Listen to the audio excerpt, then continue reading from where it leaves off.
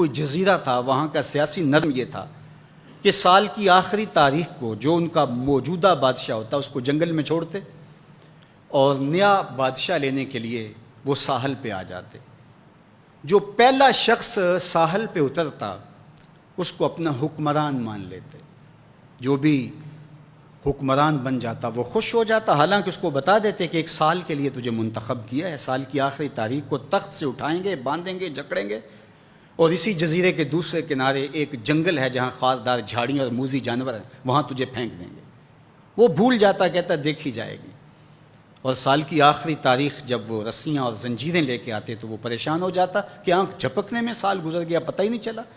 پھر روتا ہوا چیختا ہوا اس جنگل میں جاتا اور لوگ اس کو چھوڑ کے آ جاتے اور درندوں کا رزق بن جاتا، اور جو بھی آتا اس نے کبھی انکار نہیں کیا تھا۔ پہلی بار ایسا ہوا کہ جس شخص کو انہوں نے ہار ڈالے، گارڈ آف آنر دیا، تعظیم تکریم دی، سیلوٹ کیا، اس نے کہا یہ سب کیا ہے؟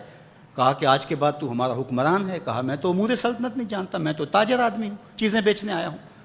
کہا کہ ہمارا اصول یہی ہے کہ سال کی پہلی تاریخ کو پہلا شخص جو جزیرے پہ قدم رکھتا ہے وہ ہمارا حکمران ہوتا ہے۔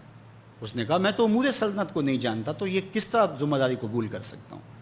انہوں نے کہا کہ تمہیں کرنا ہوگی، اس کے علاوہ کوئی راستہ نہیں ہے، ہمارا یہ قانون ہے، ضابطہ ہے، اور یہ بھی بتا دیں کہ سال کی آخری تاریخ کو تجھے اسی جنگل کے دوسرے کنارے چھوڑ آئیں گے جہاں موذی جانوروں کا رین بسیرا ہے۔ تو اس نے کہا اگر انجام اتنا دردناک اور خطرناک ہے پھر تو میں بالکل جانے کے لیے تیار نہیں ہوں۔ تو انہوں نے کہا تو چاہے نہ چاہے باندھ کے بھی تخت پہ بٹھانا پڑا تمہیں بٹھائیں گے۔ اس نے کہا اچھا مجھے یہ بتاؤ کہ سال بعد میری بات مانو گے یا نہیں؟ انہوں نے کہا کہ ہاں، قانون میں تو ترمیم نہیں کر پائے گا، لیکن یہ ہوگا کہ تیرے انتظامی حکم ہم ماننے پہ مجبور ہوں گے۔ اس نے کہا ٹھیک ہے، میں تمہارا حکمران بننے کے لیے تیار ہوں۔ رومی بولتے ہیں کہ جب بھی کوئی شخص تخت نشین ہوتا تو وہ بھول جاتا کہ میرے 7 سال کی آخری تاریخ میں کیا ہونے والا ہے۔ وہ عیش و عشرت کرتا اور یوں وقت گزارتا، سال کی آخری تاریخ آنکھ جھپکنے میں آ جاتی۔ لیکن یہ پہلا شخص تھا، تخت نشین ہوتے اس نے پہلا حکم نامہ جاری یہ کیا کہ کمانڈوز بلائے جائیں۔ بلائے گئے، کہا اس جنگل میں چلے جاؤ جہاں تم بادشاہوں کو پھینک کے آتے ہو، اور وہاں کے موذی جانور کاٹ ڈالو۔ پھر بلدیہ کے ملازمین بلائے، کہا جاؤ جا کے وہاں کی جھاڑیاں کاٹو۔ پھر معمار بلائے، کہا جا کے وہاں محل تیار کرو۔ کچھ لوگوں کو بلایا، کہا جا کے وہاں پھول لگاؤ، پھلدار درخت لگاؤ، سایہ دار شجر لگاؤ۔ پوری حکومتی مشینری اس جنگل کو کٹوانے، وہاں کے موذی جانور قتل کروانے، اور وہاں خوبصورت محل بنوانے، کنویں کھدوانے اور پھلدار درخت لگوانے میں صرف کر دی۔ اب سال کی آخری تاریخ کو جب وہ زنجیریں لے کر آئے تو اس نے کہا کہ مجھے کیوں جکڑتے ہو، میں خود جانے کے لیے تیار ہوں، اس لیے کہ یہ اس تخت پہ آرام سے نہ بیٹھا، یہاں بیٹھ کے تیاری وہاں کی کرتا رہا جہاں اس نے جانا تھا۔ کافر اور فاسق دنیا کے تخت پہ عیش کرتا ہے، بھول جاتا ہے کہ میں نے کہاں جانا ہے، اور صالح مومن اس تخت پہ آرام سے نہیں بیٹھتا، جہاں جانا ہے اس کے لیے تیاری کرتا رہتا ہے۔ اور جب جنازہ اٹھتا ہے تو وہ کہتا ہے اجلوا بی ولا تؤخروا بی، دیر نہ کرو، مجھے جلدی لے جاؤ، میرا تو وہاں انتظار ہو رہا ہے۔ اور پھر جب وہ وہاں پہنچتا ہے تو القبر روضۃ من ریاض الجنہ، وہ جنت کے باغوں میں سے باغ بن چکی ہوتی ہے۔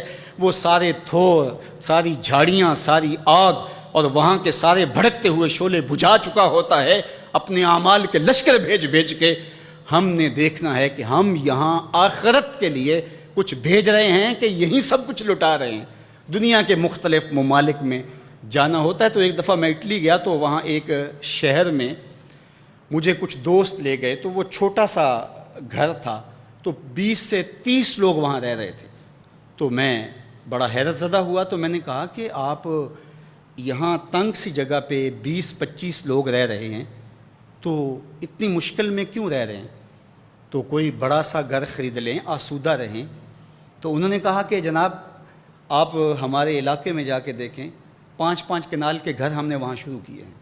ہم یہاں کمائی کرنے آئے ہیں، عیش کرنا تھوڑے آئے ہیں، ہم تو چند سالوں کے لیے یہاں آئے ہیں، اس لیے ہم یہاں سے کماتے ہیں، بھیجتے وہاں ہے جہاں ہم نے ہمیشہ جا کے رہنا ہے۔